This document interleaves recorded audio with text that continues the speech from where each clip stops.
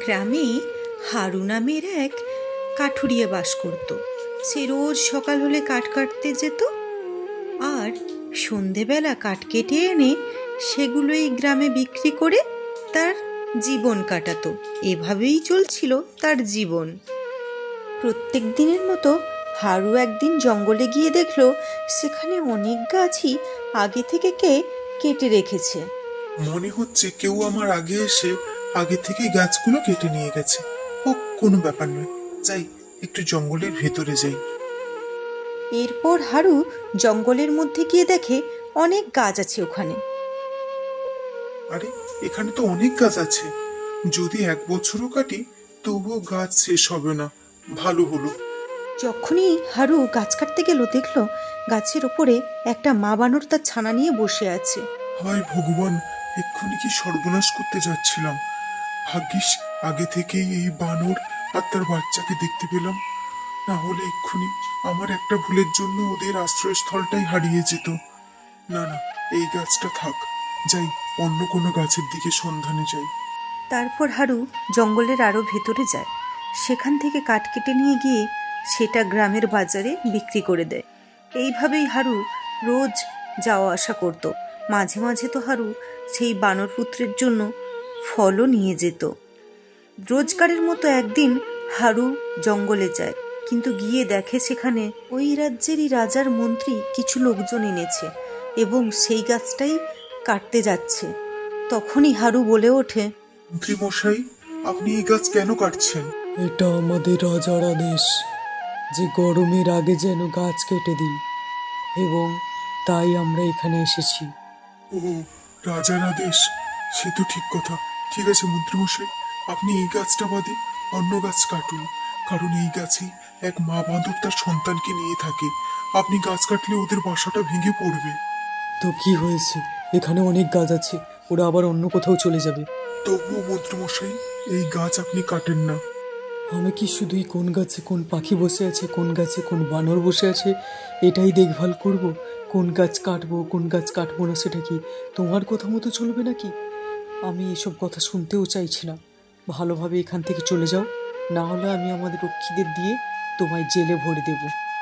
তারপর হারুর আর কোনো কিছু করার ছিল না, তাই সে চুপচাপ ওখান থেকে বেরিয়ে যায় এবং জঙ্গলের ভেতর থেকে কাঠ কেটে নিয়ে সে দুপুরের মধ্যেই আবার ওখান থেকে ফিরছিল। ফেরার পথে দেখতে পেল মন্ত্রী লোকজন দিয়ে সেই গাছটা কেটে ফেলেছে। কিন্তু দুঃখের কথা এটাই যে গাছটা কাটার সঙ্গে সঙ্গে সেই বানর মারা যায়, কিন্তু তার পুত্র বেঁচে থাকে। তখন হারু ওখানে যায়। হায় ভগবান, এ কি হয়ে গেল? মন্ত্রীমশাইকে বারবার বারণ করে সত্ত্বেও মন্ত্রীমশাই কোনো কথা শুনলেন না। আজ মন্ত্রীমশাইয়ের জন্য একটা ছোট্ট বানর তার মায়ের থেকে আলাদা হয়ে গেল। না না, আমি কোনো মতেই এই বানরকে একা এখানে রাখতে দেব না। একে আমি আমার সঙ্গে করেই নিয়ে যাব। হ্যাঁ। তারপর হারু সেই বানরকে তার সঙ্গে নিয়ে যায় এবং তাকে সন্তান স্নেহে আদর লালন পালন করতে থাকে। এরপর হারু একদিন আবার জঙ্গলে যায়। সেখানে গিয়ে মন্ত্রীমশাইয়ের সঙ্গে তার দেখা হয়। কি ব্যাপার, ওই দিন ওই গাছ কাটার পরে সেই মা বান্দরটা তো মারা যায়, কিন্তু ওর একটা বাচ্চা ছিল, সেই বাচ্চাটাকে কোথাও দেখতে পাচ্ছি না। আবার তুমি নিয়ে যাচ্ছ না তো? তুমি তো নিজেই খেতে পাও না, ও বাঁদরকে কি খাওয়াবে? হ্যাঁ মন্ত্রীমশাই, আমি ওকে আমার সঙ্গে নিয়ে গেছি, কারণ আপনাকে বারণ করার পরেও আপনি শোনেননি। আপনার জন্য একটা ছোট্ট বানর তার মায়ের থেকে আলাদা হয়ে গেছে, আর ওকে যদি আমি না নিয়ে যেতাম তাহলে হিংস্র জন্তু জানোয়ার বনের ওকে মেরেই ফেলতো। হ্যাঁ, তুই তো নিজেকে বড় দয়াবান বলে মনে করছিস দেখছি।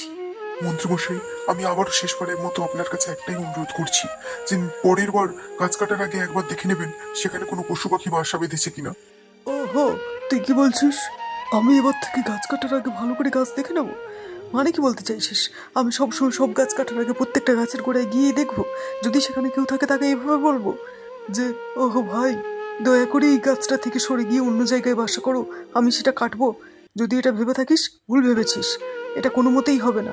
আর দেখ, আমি রাজার পিঠ পিছিয়ে অনেক কিছুই কাজ করি, এগুলো সব আমি আমার জন্য করি। এই গাছের কাঠপালা সব বিক্রি করলে আমি আমার পকেট ভরি।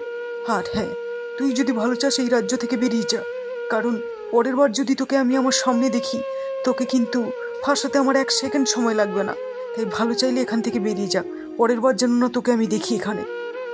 এরপর হারু ওখান থেকে বেরিয়ে আসে, এসে বানরকে বলে, চলো বন্ধু, আমাদের এই রাজ্যের সবকিছু শেষ। এই রাজ্য থেকে আমাদের পাওয়ার আর কিছু নেই। আমরা এবার নতুন করে বাঁচবো, নতুন ভাবে বাঁচবো। চলো আমরা অন্য কোনো রাজ্যে যাই, যেখানে গেলে আমরা একটু সুখে শান্তিতে থাকতে পারবো। এখানে আর ভালো লাগছে না। চলো বন্ধু, চলো। এরপর হারু ওই ছোট্ট বানর ছানাকে নিয়ে অন্য রাজ্যে চলে যায় এবং সেখানে গিয়ে কাজের জন্য হাপিত্তিশ হয়ে এখানে ওখানে ঘুরতে থাকে, কিন্তু কাজ ঠিকঠাক পায় না, আশ্রয় পায় না। গাছের তলায় দুজন মিলে বসে রাত কাটায়, দিন কাটায়, এইভাবেই চলছিল। একদিন ঠিক সেইভাবেই গাছের তলায় দুজনে বসেছিল, আর তখনই দেখতে পেল, কি ব্যাপার বাবা, তুমি এই গাছের তলায় এই ছোট্ট বানর নিয়ে বসে আছো? বাবা, এই বানর আমার সবকিছুই। আমরা পাশের রাজ্যে থাকি, কিন্তু সেই রাজ্যে ওই লোভী মন্ত্রীর জন্যই আমাদের গা ছাড়তে হয়। এখন কাজের জন্য এদিক ওদিক ঘুরে বেড়াচ্ছি, কিন্তু কাজ কোথাও পাচ্ছি না। শোনো বাবা, পাশেই আমার আশ্রম আছে, সেখানে অনেক মানুষ থাকে, অনেক মানুষকে আমি সাহায্য করি। সেখানে অনেক মানুষের খাওয়া দাওয়া দেখভাল করার জন্য আমি একজন লোক খুঁজছিলাম। তোমার মন খুব ভালো, তুমি খুব দয়ালু। এই অনাথ বানরকে আশ্রয় দিয়ে তুমি পুণ্যের কাজ করেছো। তোমার যদি আপত্তি না থাকে, তুমি আমার সঙ্গে আমার আশ্রমে যেতে পারো। আমার কাজের দায়িত্ব নিলে আমি খুশি হব। এটা তো খুবই খুশির খবর, কিন্তু আমার একটা কথা আছে। আমি আমার এই ছোট্ট বানর ছাড়া কোথাও যাই না। এও কিন্তু আমার সঙ্গে যাবে। হ্যাঁ হ্যাঁ, আমার এতে কোনো আপত্তি নেই, তুমি একে তোমার সঙ্গেই রাখতে পারো। এরপর হারু ওই গুরুদেবের সঙ্গে তার আশ্রমে চলে যায়। গিয়ে ওখানে গুরুদেবের সমস্ত কাজ নিজের দায়িত্বে সুন্দর করে করতে থাকে এবং হারুর বাঁদরও ওখানে খুব খুশি মনেই বড় হচ্ছিল। হারুর এই ধরনের মন দিয়ে কাজ করা দেখে গুরুদেব খুবই খুশি হয়। তার সব শিষ্যের আগেই হারুর নাম করে। কিন্তু গুরুদেবের আরও এক শিষ্য ছিল, যার নাম ছিল সনাতন। সে এগুলো দেখে হিংসা করত। এত বছর ধরে এত পরিশ্রম করছি, কখনো গুরুদেবের মুখে আমার এত প্রশংসা শুনিনি। আজ দুদিনের হারু এসে তার এত প্রশংসা। এরপর একদিন হারু সনাতনের জন্য কিছু টাটকা ফল নিয়ে আসে। এই নাও সনাতন দাদা, তোমার জন্য টাটকা টাটকা ফল এনেছি। আমি কিছুদিন ধরেই দেখছি হারু তুমি বড্ড আলসা হয়ে যাচ্ছ। যাতে বেশি খাবার না তৈরি করতে হয়, তার জন্য তুমি ফল এনেছো। এমন কিছুই না সনাতন দাদা, আজ গুরুদেব বলেছে সবাইকে ফল দেওয়ার জন্য, তাই আমি ফলটা এনেছি। দুজনের এই কথার মাঝেই হারুর বানর চলে আসে।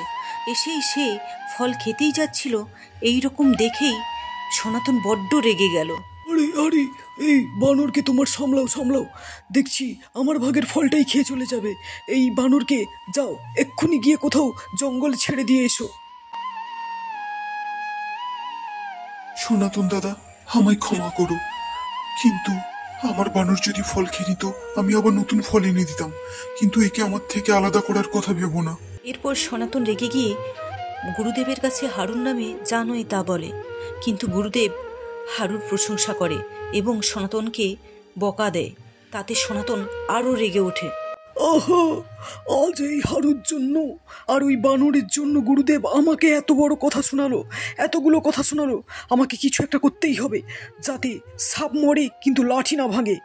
এই ঘটনার পরে ওই রাজ্যের রাজা গুরুদেবকে তার বাড়িতে পূজার জন্য ডাকে। গুরুদেব তার কিছু শিষ্য নিয়ে রাজার বাড়িতে যায় এবং একদিন পরে আবার ওখান থেকে ফিরে আসে। কিন্তু ফিরে আসার দুদিন পর হঠাৎই রাজা তার মন্ত্রী আর কিছু সেনা নিয়ে আবার গুরুদেবের কাছে আসে। আরে রাজা মশাই, আপনি এখানে? গুরুদেব, আমাকে মাফ করবেন, কিন্তু আজ এসেছি আমি একটা অন্য কাজে এখানে। ও ঠিক আছে ঠিক আছে, তো রাজা মশাই বলুন, আপনার কি কাজ যার জন্য এসেছেন এখানে? ঠিক বুঝতে পারছি না যে কি করে কথাটা বলবো। 2 দিন আগে মহারানীর গলার নেকলেস খুঁজে পাচ্ছি না। গোটা রাজবাড়ি খুঁজে ফেললাম, কোথাও পাচ্ছি না। মহারাজ কথা বেশি না ঘুরিয়ে একটু সোজা করে বলুন তো, আমাদের আসার পরেই কি ওই হাত চুরি হয়েছে? হ্যাঁ গুরুদেব, কথাটা কিছুটা এভাবেই। আপনি কি এটাই বলতে চাইছেন যে মহারানীমার হার আমাদের মধ্যে কেউ চুরি করেছে? না গুরুদেব, আমি আপনার উপর সন্দেহ করে নিজের পাপ বাড়াতে চাই না, কিন্তু মহারানীর জন্যই এখানে আসা। ঠিক আছে মহারাজ, ওটা কিছু ব্যাপার না। আপনি চাইলে আমার সব শিষ্যের ভালো করে নিখুঁত তল্লাশি করুন। আমার নিজের মধ্যে এই বিশ্বাস আছে যে আমার কোনো শিষ্যই এমন কোনো কাজ করতে পারে না। রাজামশাইয়ের নির্দেশে সবার তল্লাশি হয়, কিন্তু সেই হাড় বেরোয় রামুর ঝুলি থেকে। রামু বেচারা ছিল একদম নির্দোষ। তখন রামু গুরুদেবকে বলে, গুরুদেব, আমি বিশ্বাস করুন, আমি মহারানীমার হার চুরি করিনি, আমি এ কাজ করিনি। আমি স্বপ্নেও ভাবতে পারছি না যে তুমি এমন কাজ করেছো। তোমার জন্য তো গুরুদেবের একদম মাথা নিচু হয়ে গেছে। না সনাতন দাদা, আমি চুরি করিনি। গুরুদেব, হারু প্রমাণ সহ ধরা পড়েছে। এবার আমাকে একে রাজবাড়ি নিয়ে যেতে হবে এবং শাস্তিও দিতে হবে। সেই মুহূর্তেই পেছন থেকে একটা কথা ভেসে আসে। রাজামশাই, আমার দাদা নির্দোষ। আমার দাদাকে ফাঁসানো হচ্ছে, চুরি অন্য কেউ করেছে। আরে, তুমি একটা বানর হয়েও কথা বলতে পারছো? হ্যাঁ, আমি কথা বলা বানর। আমি যখন ছোট ছিলাম তখন আমার হারু দাদা আমার সঙ্গে এতই গল্প করতো, এতই কথা বলতো যে আমি হারু দাদার কথা শুনে শুনেই কথা বলা শিখে গেছি। তাই আমি এটা জোর গলায় বলতে পারি, আমার হারু দাদা এই কাজ করেনি। তুমি যখন এভাবে বলছো এত বিশ্বাসের সঙ্গে, তাহলে তুমি এটাও জানো এই চুরি কে করেছে? আমার দাদা চুরি করেনি, করেছে এই সনাতন দাদা। এই সনাতন দাদা রাজবাড়ি থেকে হার চুরি করে আমার দাদার ঝুলিতে দিয়েছে। কি সনাতন, এই বানর সব সত্যি বলছে? না গুরুদেব না, আমি কোনো চুরি করিনি। এই বানর সব মিথ্যে কথা বলছে। তোমার মুখের এই ভয়ের ছাপিয়ে অনেক কিছু বলে দিচ্ছে। তাই আর মিথ্যে কথা না বলে সত্যিটা বলো। আমি কখনো স্বপ্নেও ভাবতে পারিনি যে আমার শিষ্য হয়ে এমন কেউ এমন কাজ করতে পারে। এবার বলো, কেন এমনটা করতে গেলে? এরপর সনাতন সব সত্যি কথা বলে যে হারুর প্রতি হিংসা থেকেই সে এমন কাজ করেছে। সব কথা শুনে রাজামশাই চুরিদায়ে সনাতনকে বন্দি করে। হারু, আমি চাই তুমি তোমার এই বানরকে নিয়ে আমার সঙ্গে আমার রাজ্যে চলো এবং রাজবাড়িতেই থাকো। তোমার এই বানর অনেক কাজেই লাগবে, কারণ ও কথা বলতে পারে। ওর প্রতি ওর কথায় কেউ সন্দেহ করবে না। ও সব সময় আমাদের সব খবরাখবর দিতে পারবে, আর তুমিও নিশ্চিন্তে আরামে থাকবে। রাজার মুখ থেকে এই কথা শোনার পর গুরুদেব হারুকে বোঝায় এবং সেই সব কিছুই হারু মেনে নেয়। তারপর হারু সেই রাজ্যে চলে যেতেও রাজি হয়, কিন্তু তার একমাত্র সঙ্গী হিসাবে সেই বানরই থেকে যায়।